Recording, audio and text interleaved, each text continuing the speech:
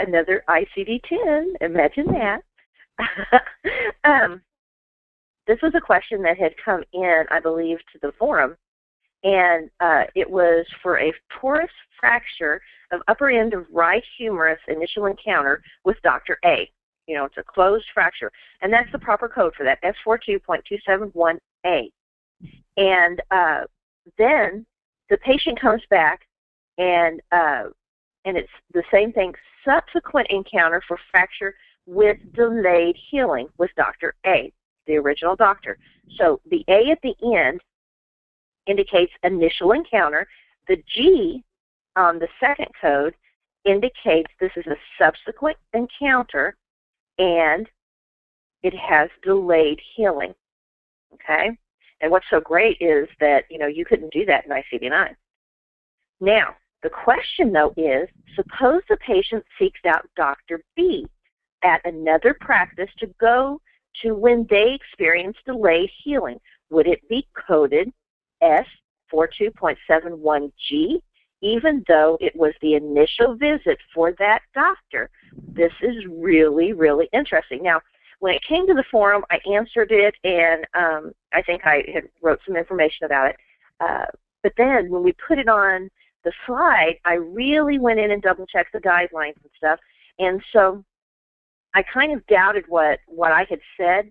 So I called one of the my fellow AAPC ICD-10 auditors just to confirm that what I was thinking was correct, and she agreed with me. So let's go look at the answer. And there's a nice little picture of that particular fracture, which I went and found. It was really awesome. Okay, again, this is a really, really good question. And you have to consider this is a subsequent visit. So the character of G, and they're called characters instead of digits now because you have numbers and letters, with a different physician, because the character is not referring to what is being done to the patient, but the status of the diagnosis. A different physician might be a consult or a second opinion, but the fact is the case diagnosis had not changed. So think of it this way. This is a comparison I came up with in my little brain. If a person takes an apple to another person, and that person says, well, that's a red, delicious apple. Okay, that's what it's the diagnosis. That is a red, delicious apple. And a day later comes back and asks and is told that it is now a red, delicious apple that has been cut in half. That didn't change the fact that it's a red, delicious apple, right? Okay, so scroll down, because I don't think I pressed myself with the mouse. He goes to the second person, and it's told that it's still a red, delicious apple that's been cut in half. Okay, so the guy goes in. He's got a specific fracture of his humerus, you know, the upper arm, and he goes back a second visit, and they've determined that it is not healing. It's slow to heal, okay, for whatever reason, and that has a specific code. But they're going to take that code with them to another doctor. And if we scroll down, the guidelines, I typed out the guidelines for this. Okay, so again, the A equals the initial visit. The G is a subsequent visit diagnosis with that also includes the definition of, hard of healing or slow to heal. Okay, so the guidelines state 7th digit for initial encounters would be either A, B, and C. Okay, and it only gives you a choice of A in the grouping that goes with this.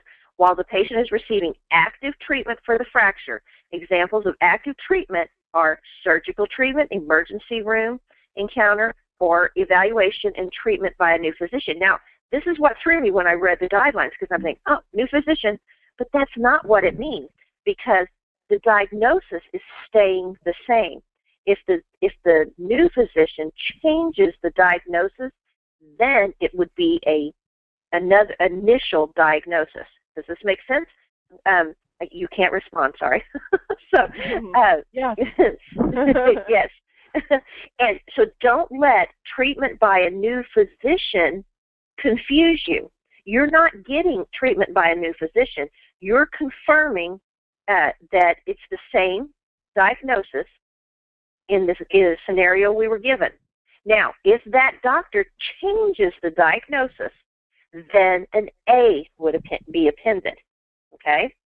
And let's say, he decides it's a pathological fracture or something, and therefore that's why it's not healing. Well, that would change everything, and then it would be an A. But the diagnosis is being carried from one doctor to another, so therefore it's a subsequent visit.